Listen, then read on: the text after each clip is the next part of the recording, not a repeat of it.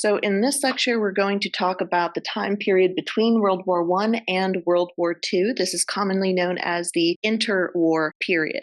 Now, to get started on this lecture, I want you to click on this link here with the economic conditions leading to Hitler's rise. It will take you to an article that you can read regarding the conditions that allowed for the party that Hitler founded, the Nazi Party, to be able to gain such political support that they were able to take over the Weimar Republic. That should take you about 8 minutes and answer the questions that are associated with that worksheet. Then, once you're done with that, go ahead and move on to the Japanese expansion before World War II article to just give some context as to what was Japan doing after World War I, but still in the midst of their Industrial Revolution, which we know that's going to involve colonialization, and then the targets that they're going to colonize and how that is going to lead into Japanese role in World War II, particularly in China.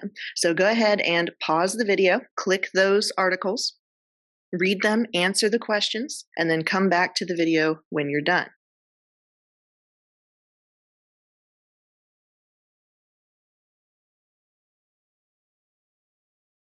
So now that you've read both of those articles, go ahead and check your answers to the questions that were attached to those worksheets. So number one, the German government paid workers with hyperinflated currency. Okay, so hyperinflation is where the money is, its value is going to just drop rapidly. So there'll be people who are literally paying for a piece of bread with 1,000,000 Deutschmarks because that's how much it takes to buy just a loaf of bread. You've got children making blocks out of them, or people wallpapering their houses, or just burning the currency because it's worth more as tinder than it is as an actual currency. Now, that means that the wages the workers are earning are very, very low. So, a kind of a throwback to what we saw with the working class with the Industrial Revolution. And on top of this, Germany also had to pay a ton of money for war debt and for war reparations, basically paying back the victors of World War I for what the Treaty of Versailles claimed was Germany's fault. So basically, everyone was devastated by World War I in terms of the war cost, but also the cost of human life. So they looked for someone to blame, and Germany got the blame, hence the Treaty of Versailles. And with this, that meant that Germany had to pay a lot of money back to the victors of the war. This is going to really undermine Germany's power economically, but also politically. And it's going to lead to a lot of social unrest because obviously people in Germany don't like that the Treaty of Versailles blamed Germany for this horrific war, but they're also not going to like that their money is plummeting down to being worthless, that they're basically going bankrupt because so much is owed in the Treaty of Versailles. Now, Hitler comes to power because he is going to scapegoat. He is going to give the people of Germany someone to blame for their problems. And scapegoating is when a group in power blames a group with very little power for their own problems. And as a historical continuity, we do see that the Jewish population is unfairly blamed for a lot of historical events, like with the spread of the bubonic plague being blamed on the Jewish population. So we see a redo of that, where Hitler blames the Jewish population, saying that they had somehow plotted to undermine the German war effort and that it was all part of this big conspiracy or scheme. And with this, the Germans feel a little bit better about, all of these issues in number one, that they feel like, oh, at least it's not our fault. We have someone to blame. Plus, you add that with the popularity of social Darwinism at the time, and that is only going to add fuel to the fire for straight up racism and nationalism in Germany, allowing for Germany to unify once again, but this time, instead of being under the Weimar Republic, it's going to be under the Nazi Party. Okay, so the purpose of the Treaty of Versailles was to prevent Germany from ever being able to wage war again.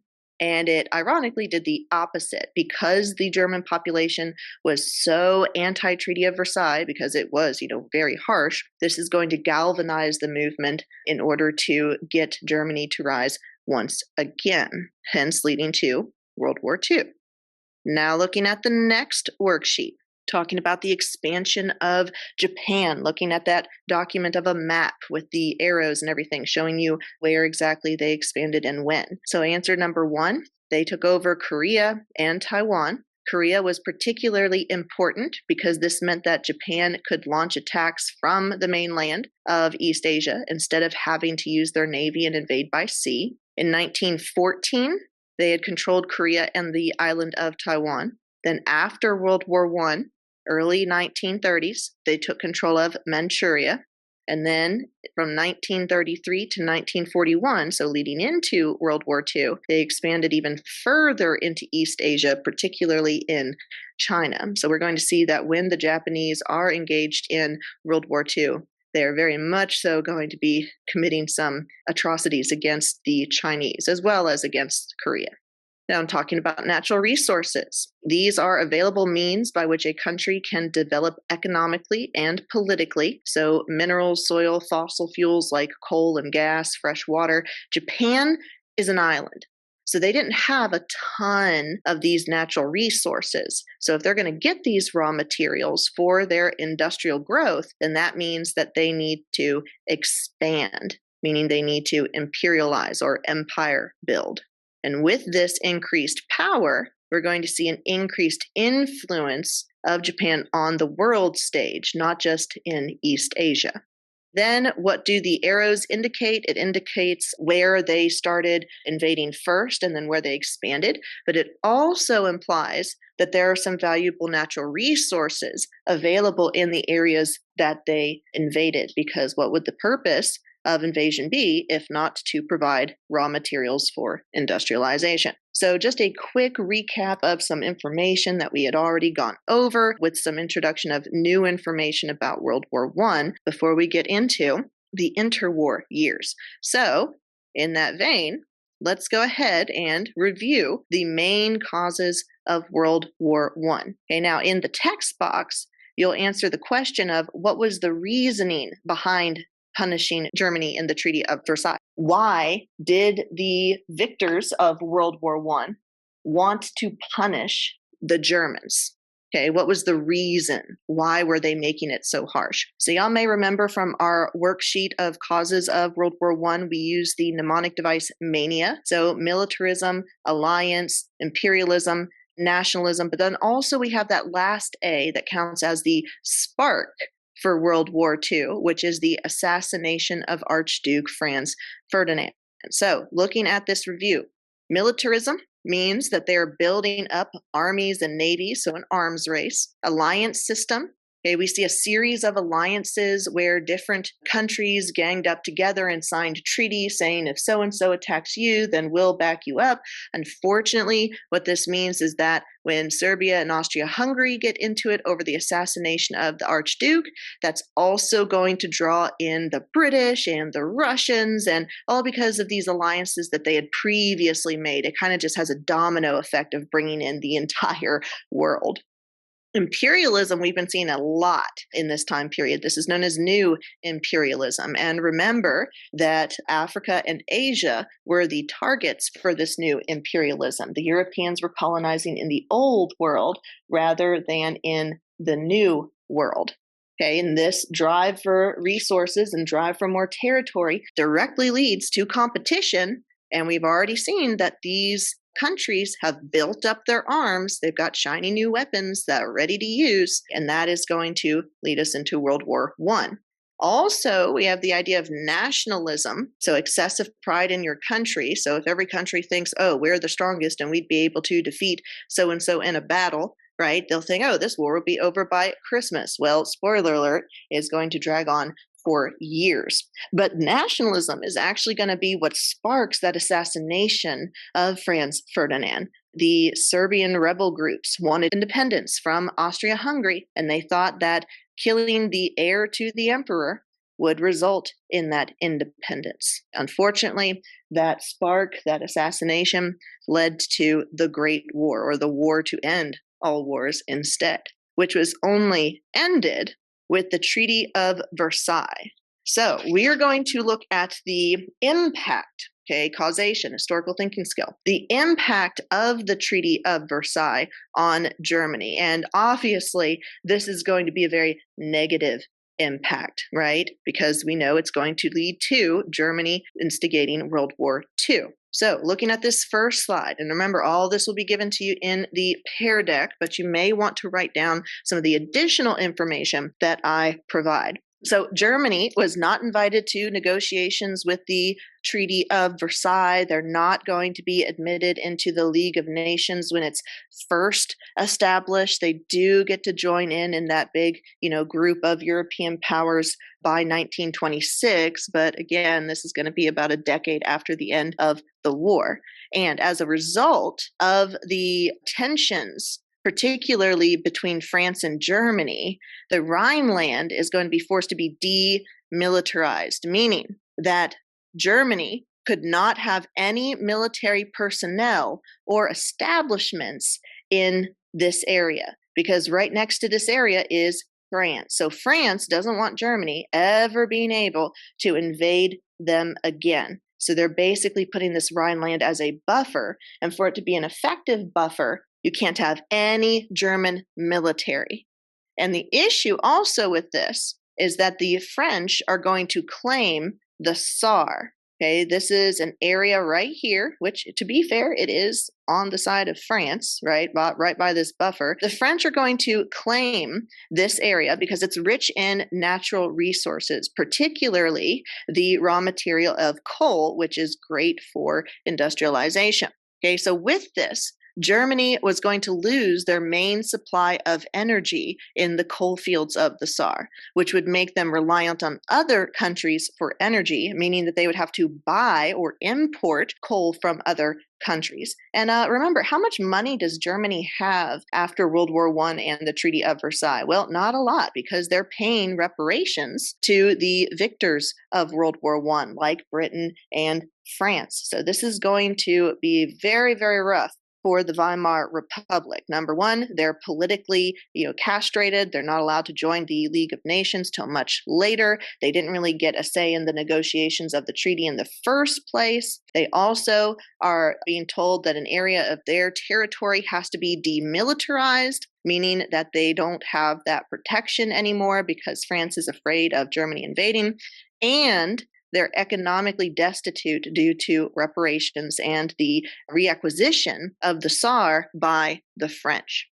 Okay, now, we know that when a country loses a war, typically the treaty is going to result in them losing territories to the winners. Now, the loss of territory is going to result in lost markets for German industrialization, and it's going to result in a loss of natural resources. So we see they lose about 13% of their holdings in territory. They're going to strip Germany of its colonies, and so they're no longer a part of that whole Berlin Conference scramble for Africa, right? Now all of their territories have been recolonized by other European colonies, and Germany is left without the markets for their manufactured goods. Okay, a captive market, and they're left without a lot of natural resources like the coal that they would have gotten from the Saar. We're also going to see some other restrictions, like Germany being forbidden to unite with Austria, and the force that's going to enforce this rule is the League of Nations. Now, the League of Nations isn't going to be, that powerful, but still, you see all of these measures to try and prevent Germany from becoming powerful again. Okay, they don't want another world war, hence why they're being so harsh on Germany. So the entire point of this, of being forbidding them from uniting with Austria and forbidding them from building up their army, okay, cutting down their army to only 100,000 men and forbidding conscription. So basically just completely emasculating their military. It was meant to keep Germany from waging war again. So the victors, like France, view Germany with suspicion. Okay, they want to make sure that Germany can never wage another world war, so they feel like they have to really lay down the law.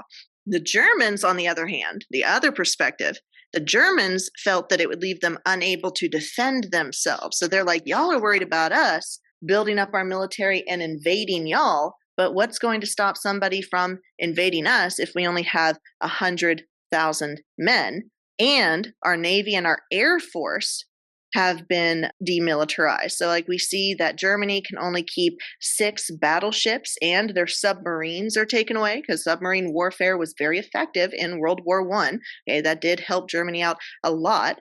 And they're also going to cut down the number of people in their Navy. So you only have 6 battleships, you have no submarines, and your Navy is limited. They're also going to be banned from having an Air Force.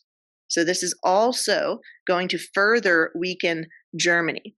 Now, we're also going to see that with the Treaty of Versailles, the Weimar Republic, okay, who rules Germany at the time, had to accept blame. This is called the War Guilt Clause, Article 231. This is one of those articles that you're really going to need to know about. Like that article of 231, that is famous, right? So the War Guilt Clause is basically saying, hey, Germany, World War I was all your fault, and therefore we are going to hold you responsible for losses and damages, which means you're going to have to pay up, and you're going to have to pay up a lot, billions of dollars.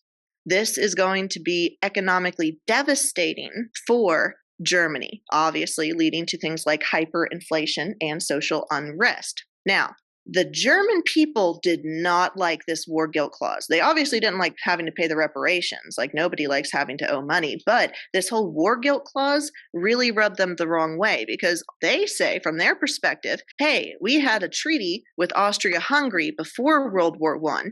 And so we had agreed to back up Austria-Hungary if they were attacked. Austria-Hungary started the war. They declared the war on Serbia after the Serbs killed their next emperor, their heir. So really, it was just Austria-Hungary versus Serbia at first. But Germany only joined because they had an alliance. They had a treaty with Austria-Hungary. So when Austria-Hungary squares up against Serbia, that means Germany is going to be the right-hand man for Austria-Hungary. Then we see like Russia siding with Serbia, hence leading to this domino effect of everybody getting involved. So Germany's like, why are you blaming us if really we were just backing up our buddy? We were just following our treaty. This war guilt clause should blame somebody else, but it's not going to be the case. They're going to focus on Germany. So at this point, based on what we've covered regarding the Treaty of Versailles, I have some more resources for you to read, and there are some questions for you to answer. So go ahead and click on this link to read Germany's response to the treaty, which is going to include a peace delegation to the French leader Clemenceau, but it's also going to include Adolf Hitler's response to the Treaty of Versailles. And remember, he's going to rise to power because he is going to just talk smack about the treaty and how unfair it was. And people are going to support him for that at first because they're like, yeah, we think that treaty was unfair. And then that's when he starts coming in with the nationalism and social Darwinism and discrimination against the Jewish population. So go ahead and take about 15 minutes to read that response to the treaty from Germany and then answer the questions in the text box.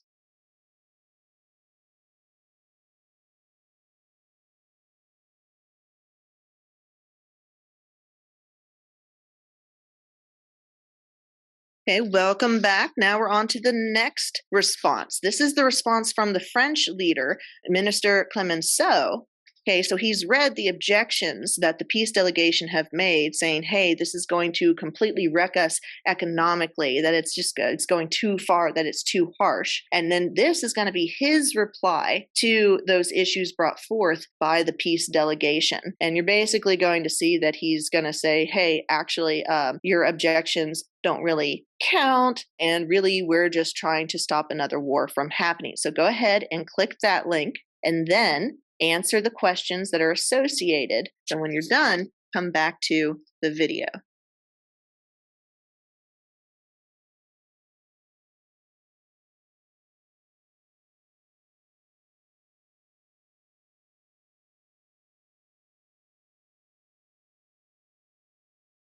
So now, drawing upon the knowledge that you have from the time frame, from period 4, the 1900s and onwards, what problems do you see coming about because of the Versailles Treaty? Okay, what issues are going to culminate from this treaty that lead directly to World War II? So I'll give you a moment to think about that question and write your response, and then we'll go over it together. Okay, if you need more time, go ahead and pause the video and keep writing. But if otherwise you're ready to go over it, we'll go ahead and go through some potential answers. Number 1, reparation payments will become a problem if the German economy turns bad. I mean, if they owe all this money, but they don't have that money, that means that nobody is going to get their reparation payments. And the Weimar Republic's response to this debt is going to be to print more money. But the more money they print, that is going to lead to inflation to the point that it becomes extreme and becomes hyperinflation. So this is going to be economically devastating for Germany. They're also not really accounting for, number 2, German resentment towards the treaty. And their resentment towards the treaty is going to bleed over into resentment towards the British, resentment towards the French, since they are the ones who put the treaty together and enforced it, but also resentment against uninvolved parties like the Jewish population. Remember, the treaty is going to be used as a scapegoat for Germany's problems, for why they're having all of these issues. And then later, Hitler is going to come along and say, in addition to the treaty being the source of their problems, he's also going to try to link the Jewish population as a scapegoat for Germany's problems, thus leading to the rise of nationalism and the rise of the Nazi Party in Germany. Okay, so obviously the end result, the long-term result of the Treaty of Versailles is that it leads to World War II. The Germans are going to be real resentful about this punishment. They're going to be economically hobbled, politically hobbled. And so when someone comes along running for political office saying, hey, I think that the Weimar Republic shouldn't have signed that treaty. I think the treaty is bad. I think we should get rid of the treaty and rise to power once again. People are going to respond to that message. So looking at the unresolved tensions after World War I, we're going to see that the major countries at the time that were imperializing, so like Britain and France and Japan, are going to keep control over their lands, which is going to lead to local resistance, like what we see with the division of the Ottoman Empire and then the former German colonies being taken up by other European colonizers. Okay, so we are going to see those resistance movements, that desire for independence, kind of like we saw the desire for the Serbs to be independent being the spark for World War I.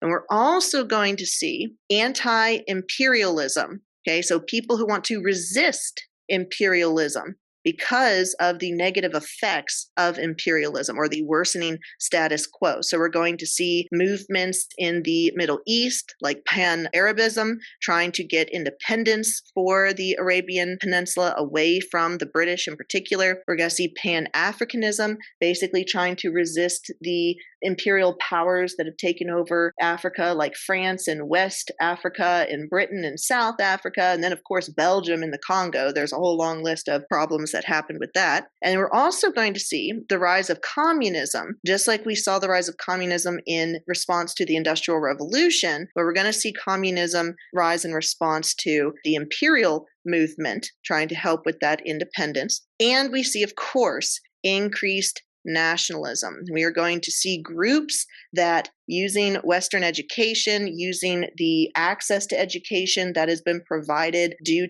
to this modern era where it's more accessible, they're going to establish groups that try to resist imperialism. Okay, like we see the Indian National Congress in India trying to fight back against the British Raj. We also see West African resistance to French rule. So eventually, after all these world wars, we are going to see a decolonization movement. But it's going to take all the way until after these world wars and then moving into the Cold War that we finally see these countries that have been colonies for so long, like India, for instance, become independent of those colonial powers.